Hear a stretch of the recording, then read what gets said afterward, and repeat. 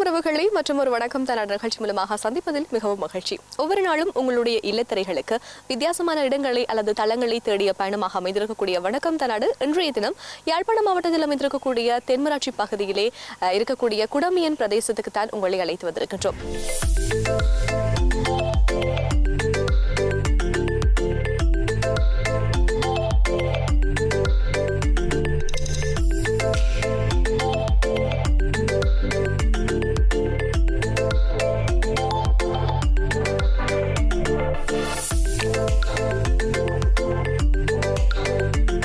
இந்த கிராமத்தை பொறுத்தமட்டில் அழகான ஒரு கிராமமாக இருந்த போதிலும் ஒரு பின்னங்கிய கிராமமாக தென்பட்டுக் கொண்டிருக்கிறது. இனித்தான் இந்த கிராமத்துக்குள்ளே சென்று பார்க்க போகின்றோம். இங்க இருக்கக்கூடிய வளங்கள், இங்க இருக்கக்கூடிய நிறைகள், குறைகள் எல்லாவற்றையும் இன்றைய வணக்கம் தன நிகழ்ச்சி மூலமாக தொகுத்து வழங்க தயாராக இருக்கின்றோம்.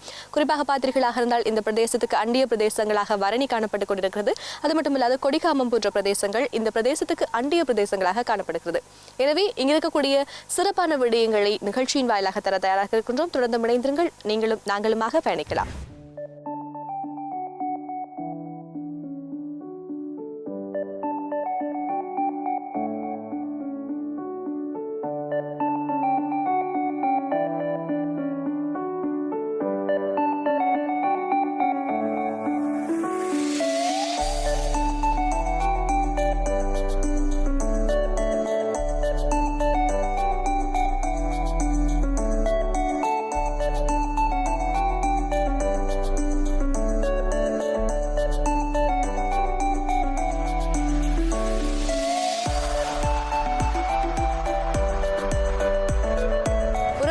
நீங்கள் இன்றைய தினம் குடமியனில் இருக்கக்கூடிய பல்வேறுபட்ட இடங்களை பார்க்க போகின்றீர்கள். அந்த வகையிலே இருக்கக்கூடிய ஆதிசிவன் ஆலயத்துக்கு தான் அழைத்து வந்திருக்கின்றோம். இந்த பிரதேசத்தை பொறுத்தமட்டில் இந்த ஆலயம் தான் மிகப்பெரிய ஆலயமாக கருதுகிறதாக எங்களுக்கு இந்த பிரதேசத்து மக்கள் கூறி அறியக்கூடியதாக இருக்கிறது.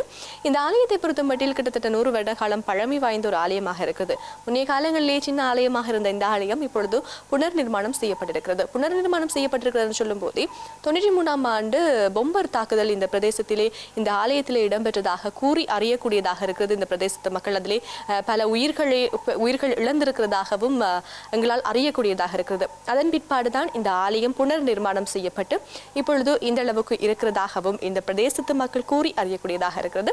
அது மட்டுமல்லாது இங்கு இருக்கக்கூடிய காளி கோயிலும் இருக்கிறது.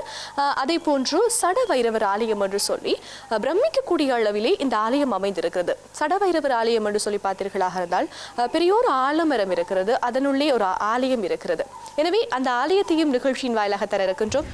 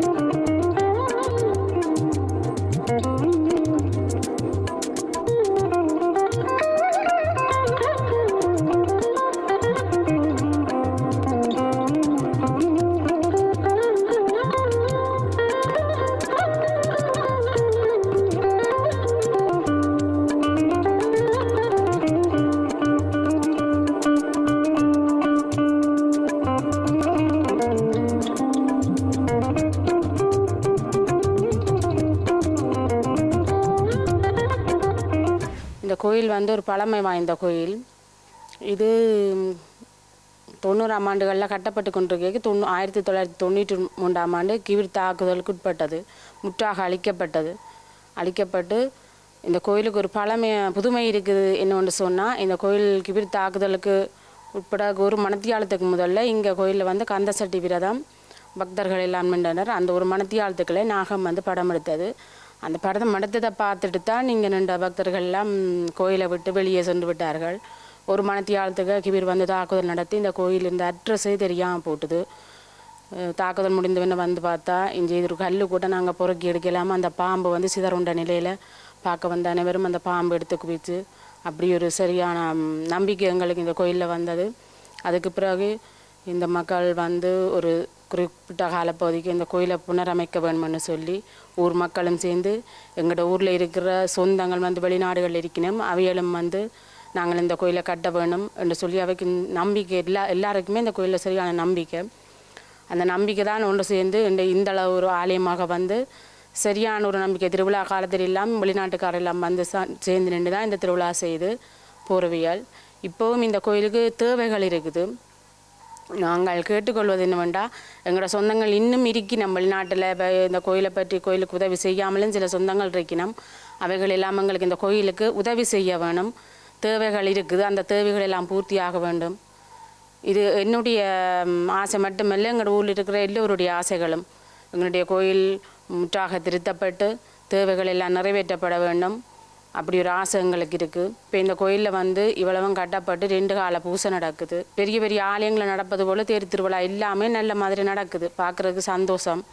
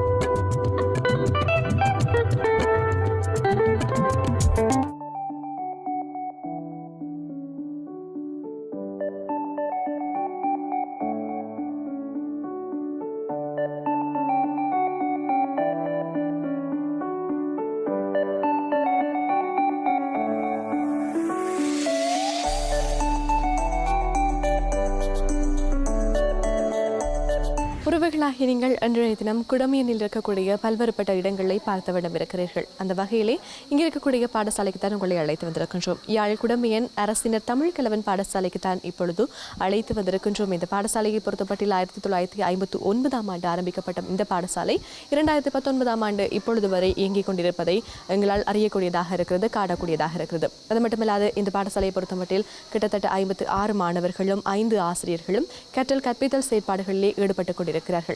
மிகவும் பின்தங்கிய ஒரு நிலையில் இருக்கக்கூடிய ஒரு பாடசாலையாக இந்த பாடசாலை இருக்கிறது. இப்பொழுதுவாக இந்த பாடசாலை வளர்ச்சியை நோக்கி முன்னேறிக் கொண்டிருக்கிறது. அந்த வகையிலேயே முன்னைய காலங்களில் 6 பிள்ளைகளோடு ஆரம்பிக்கப்பட்ட இந்த பாடசாலையை பொறுத்தமட்டில் படிப்படியாக 12 அப்படியே அதிகரித்து வந்து இந்த முறை கிரேட் 1 அட்மிஷனை பொறுத்து பார்த்தீங்கன்னா 22 மாணவர்கள் முதலாம் தர அனுமதிக்கு வந்திருக்கிறதும் ஒரு சிறப்பித்து கூறக்கூடிய ஒரு விடயமாக இருக்கிறது. அந்த வகையிலே இந்த பாடசாலை ஒரு வளர்ச்சியை நோக்கி போய்கொண்டிருக்கிற தரத்திலே உங்களுடைய ஆதரவுகளும் இந்த பாடசாலைக்கு இருந்தால் இன்னுமான வளர்ச்சிகளை மெருகூட்டி கொண்டு போகக்கூடியதாக இருக்கும். குறிப்பாக பாத்திரிகளாக இருந்தால் மிகவும் பின்தங்கிய நிலையில் இருக்கக்கூடிய பாடசாலை இந்த பாடசாலையாக இருக்கிறது. இங்கே இருக்கக்கூடிய இந்த பாடசாலையை பொறுத்தமட்டில் 1 தொடக்கம் 5 வரை இயங்கிக் கொண்டிருக்கிறதையும் எங்களால் அறியக்கூடியதாக இருக்கிறது. மேற்படிப்புக்காக இந்த பிரதேசத்து மக்கள் வரணிக்கோ அல்லது சாவகச்சேரிக்கோ போகிற ஒரு நிலைமை காணப்பட்டு கொண்டிருக்கிறது.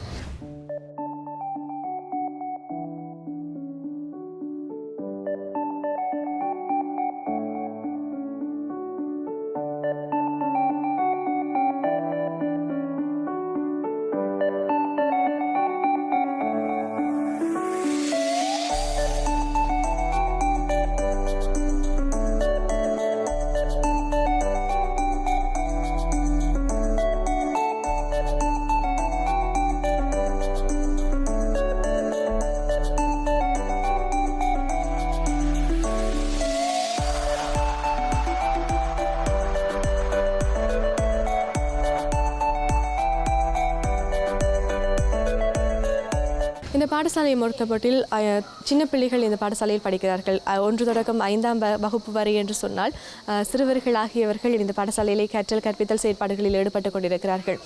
இந்த பாடசாலையை பொறுத்தமட்டிலே கற்றல் செயற்பாடுகளில் மும்முரமாக தங்களுடைய திறமைகளை வெளிப்படுத்திக் கொண்டிருக்கிறார்கள். இந்த பாடசாலையை பொறுத்தமட்டில் கடந்த 3 வருடங்களாக புலமை பரீட்சையிலேயே சித்தி பெற்றிருக்கக்கூடியதும் ஒரு சிறப்பித்து கூறக்கூடிய ஒரு விடயமாக இருக்கிறது.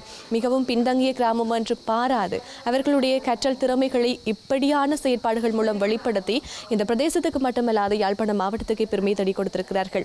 இவர்கள் இப்படி இருக்கக்கூடிய இவ்வாறான திறமைகளை வெளிப்படுத்துகிறார்கள் என்றால் இவர்களுக்கு தேவையான வசதிகளை இன்னும் ஏற்படுத்தி கொடுத்தோமானால் இந்த பிள்ளைகள் எதிர்காலத்தில் கற்றலில் இன்னுமான வெளிப்படுத்தல்களை வெளிப்படுத்தக்கூடியதாக இருக்கும். எனவே இந்த பாடசாலை சம்பந்தமான இன்னும் பல விடயங்களை இந்த அதிபரூடாக கேட்டறிந்து கொள்ள இருக்கின்றோம். வாருங்கள், நீங்களும் நாங்களுமாக தொடர்ந்தும் பயணிக்கலாம்.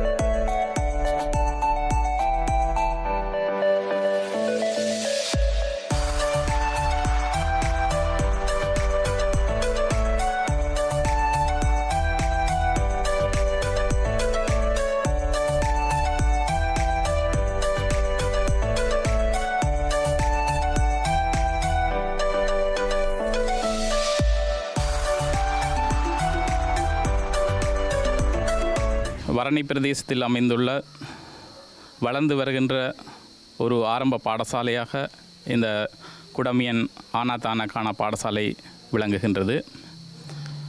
இப்பாடசாலையிலே 56 மாணவர்கள் தற்போது கல்வி கற்றுக்கொண்டிருக்கின்றார்கள். முழுக்க கிராமிய சூழலில் அமைந்த இப்பாடசாலையினுடைய வளர்ச்சி கல்வித்துறையில் மட்டுமல்ல, விளையாட்டு மற்றும் இணைப்பாட விதான துறைகளிலும் பல் வளர்ச்சி கண்டு வருவது குறிப்பிடத்தக்கது. ஆரம்பத்தில் இப்பாடசாலை 1959ஆம் ஆண்டு கிராம அபிவிருத்தி சங்கத்தினுடைய முயற்சியினால் ஆரம்பிக்கப்பட்டு இன்று 60வது அகவையை எட்டியிருக்கின்ற இந்த பாடசாலையிலே பல்வேறு அபிவிருத்தி திட்டங்கள் முன்னெடுக்கப்பட்டு வருகின்றது. அந்த வகையிலே சமூகத்தின் பங்களிப்பு இந்த பாடசாலையினுடைய அபிவிருத்திக்கு மிகவும் முக்கியமானது. அதே வேளையிலே கடந்த 3 ஆண்டுகளாக இந்த பாடசாலை மாணவர்களுடைய வெளிப்பாடுகள் குறிப்பிடத்தக்கதாக அமைந்திருக்கின்றது. தொடர்ச்சியாக 3 ஆண்டுகளும் எமது பாடசாலையினுடைய தரம் 5 மாணவர்கள் புலமை பரிசில் பரீட்சையிலே சித்தி அடைந்திருக்கின்றார்கள். அதே போல் இணைப்பாட விதான செயற்பாடுகளிலும் இந்த வருடம் ஆங்கில மட்ட போட்டியிலே ஆக்ஷன் சாங் 2nd பிளேஸ் அவர்களுக்கு கிடைத்திருக்கின்றது. ஆங்கில ஆசிரியர் இல்லாத சூழ்நிலையிலும் கூட எமது மாணவர்கள் இந்த வெளிப்பாட்டை காட்டியிருக்கின்றார்கள். அந்த வகையிலே ஆங்கில ஆசிரியருக்கான தேவை ஒன்று இங்கே உணரப்படுகின்றது. நிச்சயமாக அந்த ஆங்கில ஆசிரியர் எங்களுக்கு கிடைப்பார் என்ற அந்த நம்பிக்கையும் எங்களிடம் இருக்கின்றது. அதே போல் சமூக பங்களிப்பை பொறுத்தவரையிலே எங்களுடைய கிழக்கு பகுதி 250 அடி நீளமான மதில் சமூக பங்களிப்புடன் அமைக்கப்பட்டு வருகின்றது. அந்த வகையிலே எமது பழைய மாணவர் திருமதி நந்தலாலா குடும்பத்தினர் அந்த பங்களிப்பை செய்திருக்கின்றார்கள். அதே போல் தொடர்ந்து வருகின்ற காலத்திலும் எங்களுடைய பழைய மாணவர்கள், இந்த பிரதேசத்தினுடைய சமூக ஆர்வலர்கள் இந்த பாடசாலையினுடைய வளர்ச்சிக்கு பங்களிக்க வேண்டும் என கேட்டுக்கொள்கின்றேன். அதே போல் எமது பாடசாலையிலே பல்வேறு அபிவிருத்தி தேவைகளை நான் இங்கு குறிப்பிட வேண்டும். எமது மாணவர்களுக்கான மலசல கூட வசதிகள் புதுப்பிக்கப்பட வேண்டியிருக்கிறது. அது தொடர்பான கோரிக்கையும் நம்மால் விடுக்கப்பட்டிருக்கிறது. அதுவும் மிக விரைவிலே பூர்த்தி செய்யக்கூடியதாக இருக்கும். அந்த வகையிலே சமூகம் பாடசாலைகளுடன் இணைகின்ற ஒரு சூழலாக இந்த ஆண்டு இந்த பாடசாலை மிளிர வேண்டும் என குறிப்பிட விரும்புகிறேன்.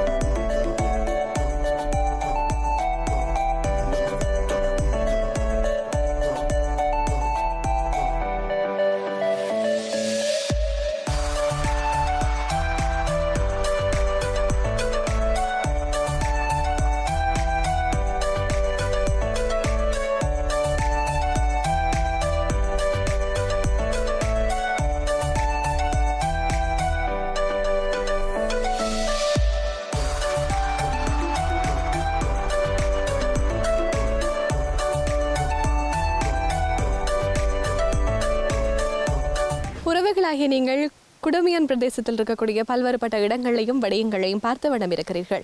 இந்த பிரதேசத்தில் இருக்கக்கூடிய மிக பிரதான தொழிலாக விவசாயம் அமைந்திருக்கிறது. எங்கு பார்த்தாலும் விவசாய நிலங்களை காணக்கூடியதாக இருக்கிற போதிலும் அதை விடுத்து தோட்ட தொழிலே நிறைய பேர் ஈடுபட்டு கொண்டிருக்கிறார்கள். அதிலும் குறிப்பாக தென்னை உற்பத்தி அதிகமாக காணப்பட்டு கொண்டிருக்கிறது இந்த பிரதேசத்தை பொறுத்தமட்டில். தென்னை என்றாலே தெரியும், அதன் மூலமாக நிறைய பயன்களை பெற்றுக்கொள்ளக்கூடியதாக இருக்கட்டும், தேங்காயாக இருக்கட்டும், இளநீராக இருக்கட்டும், அல்லது ஓலைகளாக இருக்கட்டும், அதன் மூலமாக இழைக்கப்படக்கூடிய கிழுவன், அதாவது கிடுகுகளாக இருக்கட்டும், எல்லாமே இந்த தென்னை மூலமாக பயன்பெறக்கூடிய ஒரு விடயமாக இருக்கிறது. ஆகவே இந்த பிரதேசத்தில் அதிகளவாக தென்னை உற்பத்தி காணப்படுவதை எங்களால் பார்க்கக்கூடியதாக இருக்கிறது. நாங்கள் பார்த்தது மட்டுமல்லாது உங்களுக்கும் நிகழ்ச்சியின் வாயிலாக தந்து கொண்டிருக்கின்றோம்.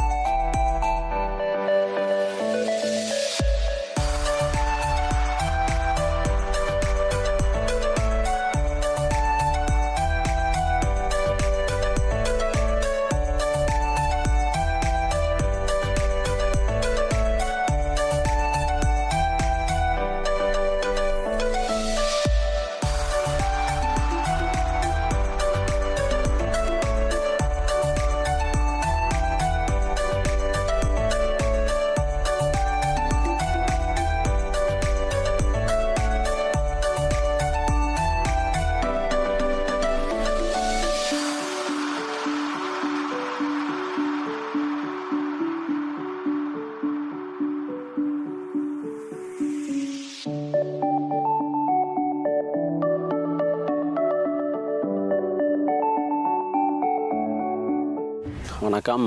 இந்த குடாமியன் பிரதேசத்தில் வந்து கூடிய தொழில் வந்து விவசாயம் என்ற சொல்லிகளை வந்து, அதாவது தோட்ட பயிர்கள் வந்து மிளகண்டு, பைத்தங்கொடி, பூசணி போன்ற பயிர்கள், மற்றும் இந்த வயல் பயிர்கள் போன்ற பயிர்கள்லாம் நீங்கள் பயிரிடப்படுகின்றது. இதுக்கு என்னென்று சொன்னால், விவசாயிகள் வந்து எவ்வளவோ கஷ்டப்பட்டு இந்த விவசாயங்களை மேற்கொண்டாலும் அதை வந்து சந்தைப்படுத்துறது ஒரு முக்கிய பிரச்சனை. சந்தைப்படுத்துறதுல வந்து அது எப்படி சொல்கிறது, சந்தைப்படுத்துகிற வந்து நாங்கள் வந்து 3 மாதம் ஒரு பயிர் வச்சு கஷ்டப்படுத்தி நாங்கள் கொண்டு சந்தையை கட்டிக்காவி இந்த உடைஞ்ச வீதியால் தள்ளி இழுத்து கொண்டு போய் சந்தையை கொண்டு போனாலும் அங்கே முக்கியமான நடக்கிற ஒரு செயற்பாடு அது என்னென்னு சொன்னால், இது வந்து முக்கியமாக வந்து என்னென்னு சொல்கிறேன், நகரசபை அந்த இதெல்லாம் கவனிக்க வேண்டியது என்னென்னு சொன்னால், சந்தைப்படுத்தலில் வந்து விவசாயிட்டம் சுரண்டப்படுது. 10 கிலோவுக்கு 1 கிலோ கழிவென்ற வீதம் பொதுவாக கொடியான் சந்தையில் மிக முக்கியமான ஒரு பிரச்சனை. விவசாயிகள் நோக்கின்ற பிரச்சனை 10 கிலோவுக்கு 1 கிலோ கழிவு. இவை வந்து கழிவென்ற ரீதியில் விவசாயிகளிடம் சுரண்டப்படுது. அதே நேரம் ஒரு விவசாயி வந்து பாதிக்கப்படைகளில் ஒரு வெள்ளத்தாலேயோ அல்லது வேறு ஒரு இயற்கை அனர்த்தத்தாலேயோ நோய் தாக்கங்களாலேயோ பாதிக்கப்படைகளில் அந்த விவசாயியை வந்து கண்டுகொள்றதுக்கு வந்து யாருமே எல்லாரும் இல்லை பாடல. அதாவது விவசாயம் வந்து ஒரு அனாதரமான நிலைமையெல்லாம் விவசாயிகள் வாழ்கிறார்கள். விவசாயின்றே ஒரு கீழ்மட்டம் அப்படி ஒரு நிலைமையெல்லாம் இங்கே போய் கொண்டிருக்கு. அதனால் இந்த விவசாயத்தை வந்து சந்தைப்படுத்தல் முறைகள் அதுகளுக்கு சரியான ஒரு செயற்பாடு இந்த இதில் செயற்படுத்துறதுக்கு எங்களுக்கு செய்தர வேணும். இந்த கொடியான் சந்தையில் மிக முக்கியம் நான் குறிப்பிட்டு சொல்கிறது, இந்த 10 கொண்டு கழிவு. எந்த ஒரு மரக்கறியிலும் 10 கொண்டு கழிவு. ஒரு விவசாயி 3 மாதம் 4 மாதம் கஷ்டப்பட்டுட்டு கொண்டு போய் 10 கொண்டு கழிவண்டிகளை 50 கிலோவுக்கு 10 கொண்டு கழிவண்டிகள் சொல்கிறான். 5 கிலோ கழிக்கிறான். கழிச்சா 300 ரூபா போய்களே எங்களுக்கு கையில் கூட நஷ்டம் வருதுன்றதை நீங்களே பாருங்கள். இப்போ இது வந்து முக்கியமான ஒரு பிரச்சனை. இந்த பிரச்சனை எல்லா இடமும் இல்லை, இப்படி குறிப்பிட்ட சில இடங்களில் மட்டும்தான் இந்த பிரச்சனைகள் இருக்குது. அதை விட இப்போ எங்களுக்கு வந்து விவசாயங்களுக்கு செயற்பாட்டுக்கு மாரி காலத்தில் வந்து கடும் மழை பெய்யுது. மழை பெய்யக்கில் எங்களோட இடத்துல வந்து வாய்க்கால் செயற்பாடுகள் எதுவுமே செய்யப்படவில்லை. வாய்க்கால் வந்து விவசாயத்தை அழிக்குது. எந்த தண்ணி பாய மாட்டுது. எங்களோட நிலத்தை விட வாய்க்கால் மேலாக நிற்குது, புட்டியாக இருக்கிறது. வெறியம் வாய்க்கால் வந்து வெட்டி தர்றதோ அல்ல அதுக்கேற்ற புனரமைப்போ எதுக்கு செயற்பாடு எதுக்குமே இல்லை. அதை நான் வேண்டிக் கொள்கிறேன். இந்த விவசாயிகள் இந்த பயிர் அழிவுக்கு முக்கியமான காரணம் இந்த வாய்க்கால் பிரச்சனை. அந்த பிரச்சனைக்கும் ஒரு தீர்வு தர வேண்டும்.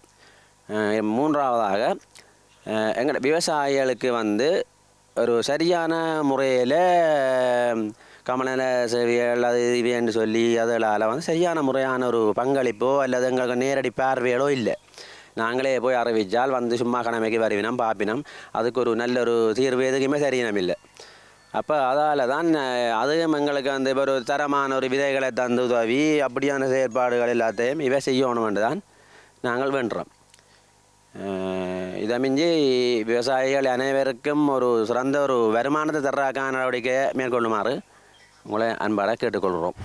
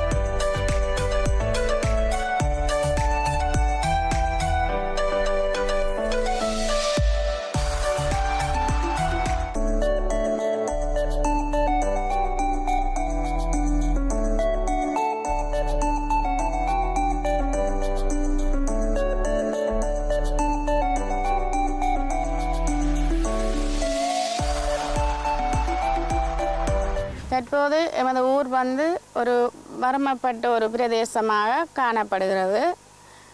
பெரும்பாலும் வாழ்கிற மக்கள் வந்து ஓலை குடிசையிலும் பெண் தலைமைத்துவத்திலும் வாழ்கிறார்கள். அவர்களுக்குரிய வாழ்வாதாரம் வந்து போதிய அளவு காணாது. 4 பிள்ளைக்கு ஒரு அம்மா வந்து இப்போதைய பொருளாதார பிரச்சனைக்கு அவள் வாழ முடியாது. கல்வி கேட்கிறதுக்கு அல்லது அவர்கள் ஒரு வாழ்கிறதுக்கோ சரியான ஒரு கஷ்டத்தில் தான் வாழ்கிறார்கள். அவர்களுக்கு வந்து ஒரு தற்காலிக வீடு அமைச்சு கொடுக்குறதுக்கோ அல்லது அவர்களுக்கு ஒரு வாழ்வாதாரமான ஒரு உதவியை செய்கிறதுக்கோ போதிய அளவு நிறுவனங்கள் வந்து இங்கே காண்றில்லை. ஆக வேல்விசன் வந்து ஒரு கொஞ்சம் பேருக்கு குறிப்பிட்ட ஆட்களுக்கு அந்த உதவியை செய்து அவர்களும் தற்போது சிறிய சிறிய உதவிகளால் தான் வாழ்ந்து கொண்டு இருக்கிறார்கள். பிள்ளைகளை கல்வி கற்க கொண்டு போகிறதுக்கு வாகன வசதியோ அல்லது வீதி பிரச்சனைகள் எல்லாமே இந்த கிராமத்தில் குறைபாடுகள் இருக்கிறது. ஆக விவசாயம் தென்னி என்ற ஒரு காரணத்தாலே அந்த ஊருக்கு வந்து போதிய அளவு உதவியல் கிடைக்கிறதில்லை. ஆனால் தென்னியை வச்சு கொண்டு வாழ இயலாது. எல்லாருக்குமே தெரியும் தென்னைன்ற வருமானம் வந்து குறிப்பிட்ட காலங்களில் தான் கிடைக்கும். கிடைச்சாலும் அது வந்து அந்த விற்பனையை வச்சு கொண்டு வாழையிடலாம். ஒரு தென்னங்காணிக்கு ஒரு சின்ன வீடு இருந்தால் இவைக்கு தென்னை வருமானம் இருக்குன்றது தான் காரணம். ஆனால் அந்த தேங்காயை வச்சு ஒரு 4 புள்ளியை வளர்க்கவும் முடியாது. அவர்களுக்குரிய கல்வியை கற்றுக்கொள்றதுக்குரிய பொருளாதாரம் காணாது. ஆடு மாடுகளுக்கு வந்து நீர் அந்தந்த இடத்துல வந்து நீர் கூட இல்லை. இப்போ மேரி டைமில் மட்டும்தான் இந்த குளங்களில் நீர் இருக்கும். மற்றபடி நாங்கள் கிணறுகளில் அள்ளித்தான் கொண்டே நீர் ஆடுகளுக்கு வச்சா என்ன மாடுகளுக்கு வச்சா என்ன. இப்போ நாங்கள் எங்கே கொண்டு போகிறோன்னு சொன்னாங்க. இப்போ கடைகள் எல்லாம் வந்து நாங்கள் எதுக்கு போனாலும் கொடியாமல் தான் போக வேணும். அந்த பிரச்சனை இருக்குது இந்த ஊரில். மற்ற பெண் தலைமைத்துவம் தான் கூட வாழ்கிறார்கள். அவர்கள் தாய் இல்லாமல் தகப்பன் இல்லாமல் கூட இருக்கிறார்கள். அவர்களுக்கு கல்வி ஏற்கிறதுக்கு ஏதாவது ஒரு நிறுவனம் வந்து உதவி செய்ய வேணும்.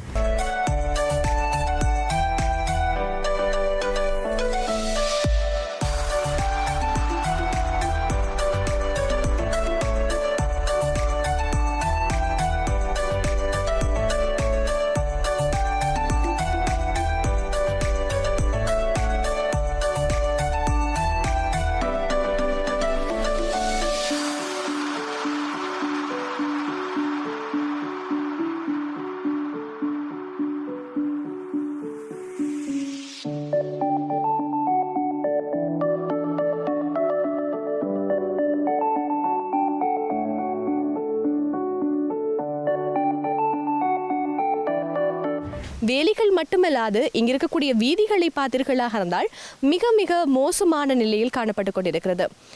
குன்றும் குழியுமாக என்று சொல்வதை விட மணல் வீதிகளாகத்தான் பெருமளவான வீதிகள் காணப்பட்டு கொண்டிருக்கிறது.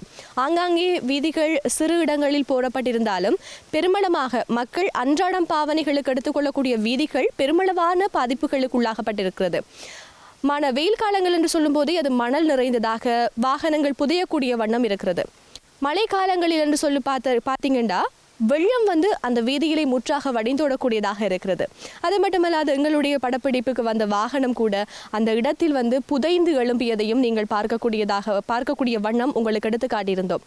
நாங்களே ஒரு தரம் வந்துட்டு போன நாங்களே இவ்வளவு கஷ்டத்தை எதிர்கொள்கிறோம்டா அன்றாடம் இந்த பிரதேசத்தில் இருக்க மக்கள், இந்த கிராமத்தில் வாழுகின்ற மக்கள் பாடசாலைக்கு செல்வதாக இருந்தாலும் சரி, வேலைக்கு செல்வதாக இருந்தாலும் சரி, அல்லது தங்களுடைய அன்றாட பயணங்களை மேற்கொள்வதற்காக இருந்தாலும் சரி, இந்த வீதி ஒரு சீரில்லாமல் ஒரு கஷ்டத்தின் மத்தியிலும் புனர் நிர்மாணம் செய்யப்படாமல் இருக்கின்றது.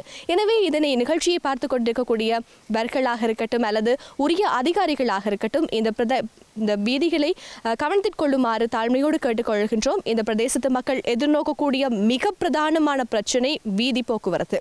எனவே அதனையும் கருத்தில் கொள்வீர்கள் என்று நம்பிக்கை இருக்கிறது. இன்னும் பல விடயங்கள் நிகழ்ச்சியில் உங்களுக்காக காத்திருக்கிறது. தொடர்ந்து இணைந்திருங்கள்.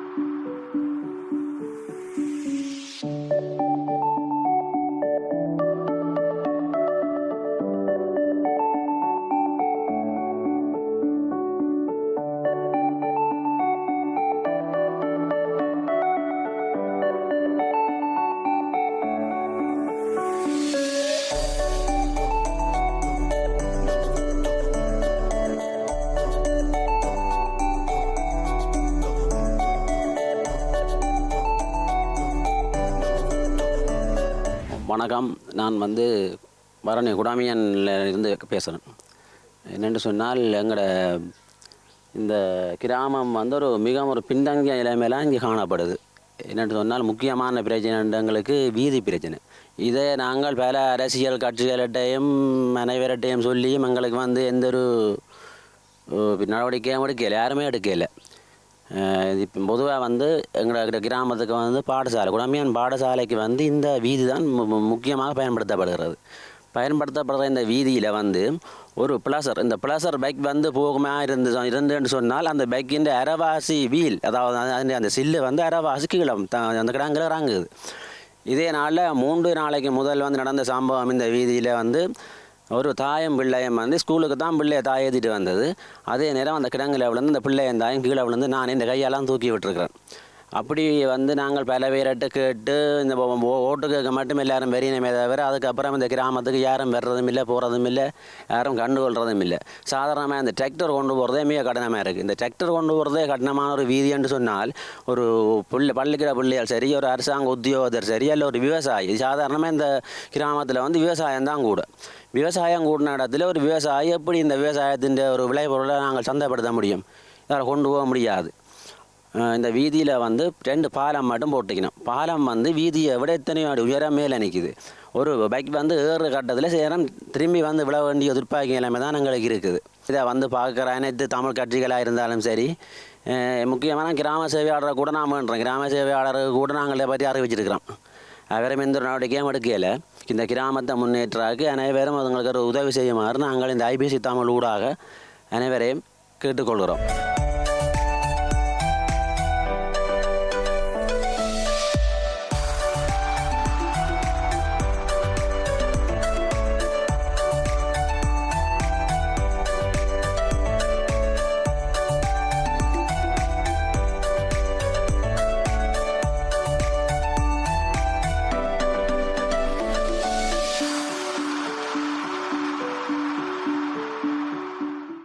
உறவுகளாகிய நீங்கள் இன்றைய தினம் குடமியன் பிரதேசத்தில் இருக்கக்கூடிய பல்வேறுபட்ட இடங்களையும் விடயங்களையும் பார்த்த வண்ணம் இருக்கிறீர்கள்.